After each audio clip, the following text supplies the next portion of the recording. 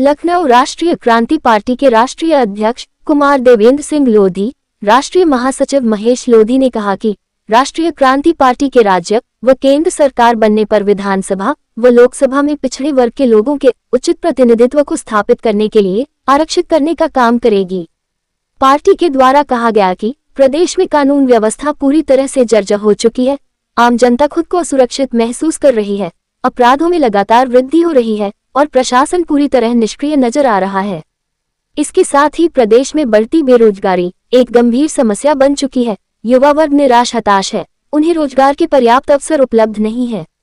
Party के राष्ट्रीय उपाध्यक्ष ने स्पष्ट किया है कि वह इन सभी मुद्दों पर मजबूती से उठाएंगे और जनता के हक के लिए सड़क से लेकर संसद तक संघर्ष करेंगे। राष्ट्रीय क्रांति पार्टी की प्रेस वार्ता है और इसके आप महासचिव हैं, तो क्या मुद्दे अभी आपके हैं जो आप यहाँ पर प्रेस वार्ता में आए हैं? देखिए, आज राष्ट्रीय क्रांति पार्टी की इस प्रेस वार्ता में प्रदेश के शोषित वंचित गरीब लोग हैं, आज जो जिस दौर से गुजर रहे हैं, जो महंगाई की मार है और रोजगार नहीं है, ये जनता की आवाज़ को उठाने के लिए राष्ट्रीय क्रांति पार्टी ने अब बिगुल बजा दिया उत्तर प्रदेश में। इस बार हम सत्ता के साथ साथ व्यवस्था परिवर्तन लेके आ रहे हैं और उत्तर प्रदेश में जो बदहाली है उसको सुधारा जाएगा। सरकार राष्ट्रीय क्रांति पार्टी की जब बनेगी तो गरीबों को, शोषित वंचितों को शिक्षा और चिकित्सा समान मिलेगी सभी को। सर 2027 को लेके क्या क्या तैयारियां की हैं आपकी? 2027 के विधानसभा चुनाव को लेकर जमीनी स्तर पर राष्ट्रीय क्रांति पार्टी कार्य कर रही है। इकाई से बूथ लेवल से लेकर और प्रदेश लेवल तक सारी टीमें, बूथ अध्यक्ष से लेकर एक ब्लॉक अध्यक्ष से लेकर और जो है जिला प्रदेश अध्यक्ष तक पूरी टीमें लगी हुई हैं लगातार। और राष्ट्रीय क्रांति पार्टी इस बार 2027 के चुनाव में 200 प्लस सीटें लड़ने जा रही है। किसी राष्ट्रीय गठबंधन की आवश्यकता है? देखिए, गठबंधन की आपको बताएं, वैसे राष्ट्रीय क्रांति पार्टी अपनी पूरी ईमानदारी से 200 से ज़्यादा सीटों पर बहुत मजबूत तरीके से तैयारी कर रही है। और अगर कोई दल हमारे साथ अलायंस में आता है, अगर उसकी विचारधारा जो हमारी विचारधारा से मेल खाएगी तो इसमें समझौता स्वाभाविक कर सकते हैं, लेकिन विचारधारा से मेल नहीं खाएगी तो नहीं। राष्ट्रीय क्रांति का जो है प्रेस वार्ता है किस मुद्दे पर है? राष्ट्रीय क्रांति पार्टी की प्रेस वार्ता आज सबसे बड़ी बात तो ये है कि आज वीरांगना अवंतीबाई जी का बलिदान दिवस था। उसके उपलक्ष्य में हम सभी लोग यहाँ पर एकत्रित हुए थे। सबसे पहले हम लोग वीरांगना अवंतीबाई जी की प्रतिमा पर राष्ट्रीय अध्यक्ष जी और राष्ट्रीय महासचिव जी, राष्ट्रीय उपाध्यक्ष जी और मैं और पूरी टीम के साथ जाकर के माल्यार्पण किया। तत्पश्चात हम लोग ने आज जो है लखनऊ प्रेस क्लब में एक प्रेस वार्ता रखी थी, जिसमें उत्तर प्रदेश में से लेकर के और जो देश का मुद्दा बना हुआ है उस पर हम लोग चर्चा कर रहे थे। सबसे बड़ा मुद्दा हमारे देश में बेरोजगारी का, उत्तर प्रदेश से लेकर के पूरे देश में बेरोजगारी चरम सीमा पर है। युवा बेघर है। जो युवा को हमको नौकरी देनी चाहिए, वो आजकल प्राइवेट सेक्टरों में, प्राइवेट दुकानों पे, प्राइवेट ऐसी जगह पे वो लोग बेचारे ज़िंदगी अपनी काट रहे हैं, जो हमारे देश के लिए और जो देश का भविष्य, उत्तर प्रदेश का भविष्य हो रहे थे, वो अदर बदर की ठोकरें खा रहे हैं। सबसे बड़ी बात यह है कि जो शिक्षा व्यवस्था है उत्तर प्रदेश की, स्वास्थ्य व्यवस्था है, वो बहुत बेकार हो चुकी है। लेकिन योगी जी और मोदी जी की जो एक बहुत अच्छी व्यवस्था है, शराब व्यवस्था, उसको बहुत अच्छी तरीके से उन्होंने व्यवस्थित किया है। जो हर घर, हर चौराहे, हर नुक्कड़ पे एक अच्छी व्यवस्था के अनुसार शराब की दुकानें, सौंदर्यीकरण के अनुसार दुकानें शराब की, उसमें 2 in 1 कर दिया है। शराब की दुकानों में बियर, अंग्रेजी दोनों शराब एक साथ मिलती हैं। तो ये व्यवस्था बहुत अच्छी योगी जी की है। जो राम राज की बात करते थे, राम राज में तो मैंने कभी नहीं, रामायण में नहीं देखा है कभी मदिरा की दुकानें या मीट की दुकानें खुली हुई मिली। लेकिन योगी जी की सरकार में और मोदी जी की सरकार में, जो रामराज की सरकार है, उसमें जो एक खुले तौर पे हर चौराहे पर नुक्कड़ में एक जो शराब की दुकान है, जिससे हमारे युवा और जो भी गरीब तबके के लोग हैं वो शराब में धोते हैं और ना तो उनकी अपने परिवार की चिंता है, ना तो अपने स्वास्थ्य की चिंता, सिर्फ वो नशे में धुत रहते हैं। सर मौजूदा हालात को लेके क्या कहना चाहिए? मौजूदा हालात सभी लोग परिचित हैं। आप देख लीजिए, जो हमारी विदेशी नीति है वो बिल्कुल पूर्णतः फेल है। जो लोग आज से पहले उज्ज्वला के नाम से गैस सिलेंडर दे रहे थे, फ्री में सिलेंडर दे रहे थे, लेकिन आज वही गैस लेने के लिए हमारे देश का नागरिक परेशान है। घरों में गैस, दुकानों पे गैस नहीं है, एजेंसियों में गैस नहीं है। अब तो लोग, हम लखनऊ में देख रहे हैं, भट्टियाँ जो खाने बनाने के लिए लकड़ी जलाने के लिए भट्टियाँ बहुत तेज बिक रही हैं। और जिस दिन ये विदेशी नीति जो हमारे प्रधानमंत्री जी हैं वो जो अपना तालमेल अपने फ़ायदे के लिए, अपने कुछ पूंजीपतियों के फ़ायदे के लिए जो ये निरंतर कार्य कर रहे हैं, जिस दिन इनको देश के प्रति काम करने की सोच आ जाएगी उस दिन देश की व्यवस्था सुधर जाएगी। सर, सदन में एक नया मुद्दा आया टेलीकॉम को लेके, 28 को 23 देखिए, किया जाए। ये बहुत बड़ा मुद्दा है और हम लोग इस चीज़ को नहीं समझ पा रहे हैं और आम नागरिक इस चीज़ को नहीं समझ पा रहा है। 28 दिन, वो 2 दिन की चोरी जो हमारी है, ये टेलीकॉम कंपनियां जो 2 दिन की चोरी कर रही हैं तो 13 महीना उनका हो जाता है। 28 करके उनका 13 महीना हो जाता है। जबकि किसी भी जो चाहे प्राइवेट एम्प्लॉयमेंट हो चाहे गवर्नमेंट एम्प्लॉयमेंट हो, उनको जब सैलरी हम 12 महीने की देते हैं तो सरकार से हमारी गुजारिश है कि इन टेलीकॉम कंपनियों पर प्रतिबंध लगाए और पूरा जो 30 दिन का महीना और 31 दिन का महीना होता है उसी अनुसार इनको रिचार्ज लागू करने का काम करें, क्योंकि ये बहुत बड़ी मार आम जनमानस पर है। लेकिन ये सिर्फ कुछ लोगों, चंद लोगों की वजह से ये मोदी जी और योगी जी जो कर रहे हैं ये ठीक नहीं है, देश के लिए ठीक नहीं है, क्योंकि इससे हमारी आर्थिक व्यवस्था बहुत बिगड़ रही है। कुछ ही लोग जो उनके बहुत अच्छे घनिष्ठ मित्र हैं, सिर्फ उन्हीं की कंपनियां और उन्हीं के वो निजी फायदा दे रहे हैं। किन मुद्दों को लेकर प्रेस वार्ता कर रहे हैं? जी, मैं कुंवर देवेंद्र सिंह लोधी, एडवोकेट, राष्ट्रीय अध्यक्ष राष्ट्रीय क्रांति पार्टी बुलंदशहर, और अपने सभी साथी पदाधिकारियों के साथ आज आपकी प्रेस वार्ता में उपस्थित हूँ। बहुत अच्छा सवाल किया आपने कि किन मुद्दों को लेकर के।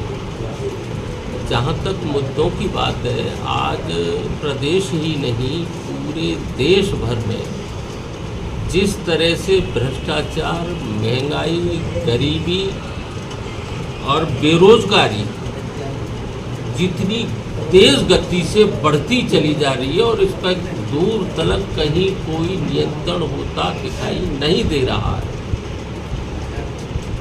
यदि इसी तरीके से हम लोग भी सब कुछ देखते हुए और सहमे हुए बने रहे तो आने वाले समय में हमको प्रायश्चित करने का भी मौका नहीं मिलने वाला है और आगे आने वाली पीढ़ियां हमको कभी माफ नहीं करेंगी। इसलिए पूरे प्रदेश भर में जिले हर विधानसभा पे जाकर के हम आम जन को जागृत कर रहे हैं और अपने इस अभियान से जोड़ रहे हैं और बड़ी अच्छी लोगों की सकारात्मक रुचियां हमारे साथ जुड़ती चली जा रही हैं। और सबसे बड़ा मुद्दा तो यही है, और उससे भी बड़ा जो महत्वपूर्ण मुद्दा है उसे कहिए वो समग्र मानव जाति के लिए है, वो है कि जो भारतीय संविधान की जो मूल भावना है, जो मूल आत्मा है, सोशलिज्म। आज उस सोशलिज्म जो संवैधानिक मूल भावना है उसको समूल नष्ट करने का अभियान चलाया जा रहा है और देश में पूंजीवाद की आंधी बहुत तेजी से चल रही है। इसका नतीजा ये होगा कि पूंजीवाद में देश की जो भी आर्थिक शक्ति है वो चंद मुट्ठी भर धन पशुओं के हाथ में संकेंद्रित होकर के रह जाती है, लोकतंत्र समाप्त हो जाता है, तानाशाही का युग आ जाता है। वही काम आज पूरे देश में प्रदेश में हो रहा है। और आपने देखा होगा विकास की बात बहुत कही जाती है, सबका साथ, सबका विकास, सबका साथ, लेकिन जब तक विकास को समावेशी स्वरूप प्रदान न किया जाए तब तक विकास कोई मायने नहीं रखता। इस संवेदी सूचकांक आधारित विकास का जो केंद्र बिंदु है वो चंद मुट्ठी भर धनाढ्य वर्ग के धन पशु पूंजीपति लोग हैं। आम जनता का उससे कोई सरोकार किसी प्रकार का नहीं है और आम जनता को राष्ट्र के विकास की मुख्य धारा में समाहित करने के लिए सर्वप्रथम जब तक देश में समान शिक्षा और समान चिकित्सा नीति लागू नहीं होगी तब तक समावेशी विकास की परिकल्पना करना ही निष्फल है। अभी आपने देखा होगा ऑनरेबल हाई कोर्ट इलाहाबाद के जस्टिस सुधीर अग्रवाल जी ने 2015 में एक जजमेंट दिया था और उसमें कहा था कि जितने बड़े बड़े कॉरपोरेट हैं, जितने बड़े बड़े पॉलिटिशियंस हैं, जितने बड़े बड़े ब्यूरोक्रेट्स हैं, उन सबको अपने बच्चों को निकटतम प्राइमरी स्कूल में ही पढ़ाया जाना सुनिश्चित करें और उत्तर प्रदेश शासन के मुख्य सचिव के लिए 6 महीने का कंप्लाइंस के लिए, इम्प्लीमेंटेशन के लिए डायरेक्शन दी गई, 6 महीने की अवधि तय की गई।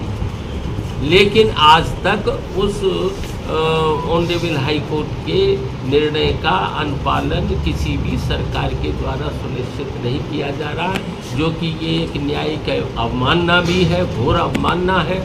तो इस मुद्दे को लेकर के भी राष्ट्रीय क्रांति पार्टी आम जनता के बीच में जा रही है और इस पूंजीवाद की आंधी को जब तक हम लोग नहीं रोक पाएंगे तब तक मानवता का भला होने वाला नहीं है, लोकतंत्र सफल होने वाला नहीं है।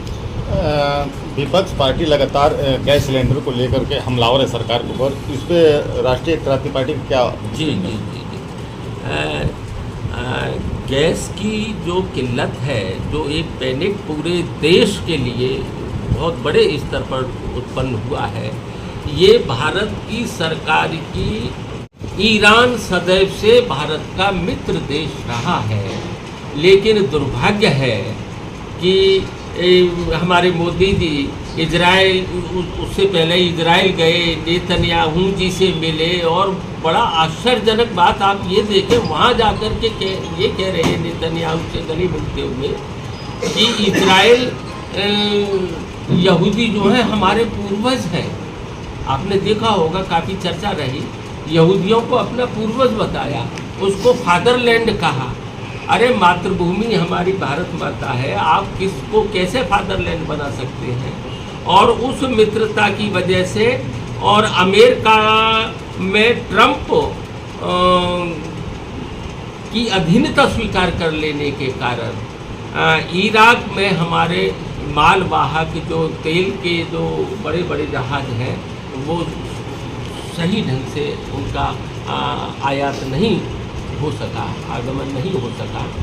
और अब आकर के इन्होंने उनसे अपनी सफाई देनी शुरू की है, तो 2-1 युद्धपोत वहाँ से निकला है। कुल मिलाकर के भारत की कूटनीतिक विफलता की वजह से सब कुछ है। आने वाले चुनाव में राष्ट्रीय क्रांति पार्टी का क्या स्टैंड रहेगा? अकेले चुनाव लड़ेगी या किसी साथ मिलकर लड़ेगी? फिलहाल राष्ट्रीय क्रांति पार्टी उत्तर प्रदेश में लगभग 200 सीटों पर चिन्हित करके अपने दमदार प्रत्याशियों को उतारने के लिए लगी हुई है और जनमानस को उसमें जोड़ रही है। और समय रहते हुए जो संवैधानिक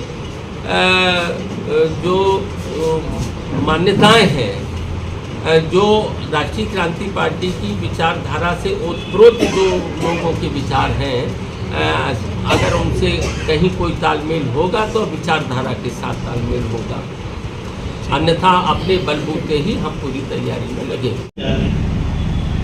एक दूसरा, किसानों की भलाई, मीडिया को मैं विशेष रूप से इस चीज के लिए थोड़ा चाहूंगा कि वो विशेष ध्यान देते हैं। धान का एमएसपी इस साल खरीदा गया 2359 रुपए धान का एमएसपी था। मैं दावे के साथ कहता हूं कि उत्तर प्रदेश में जितना धान खरीदा गया उसका 60% बिहार से है। वास्तव में किसानों ने जो पैदा किया उनके घरों में या तो आज तक रखा है या वो 14 और 15 रुपए में बाजार से बेच के चले गए। अगर किसी को सबूत चाहिए तो मैं सबूत देने को तैयार हूं। बाजरा की उत्पत्ति, मैं जिला फरुखाबाद की बात करता हूँ, 100 कुंटल बाजरा पैदा नहीं हुआ था और हजारों कुंटल फरुखाबाद में बाजरा खरीद लिया।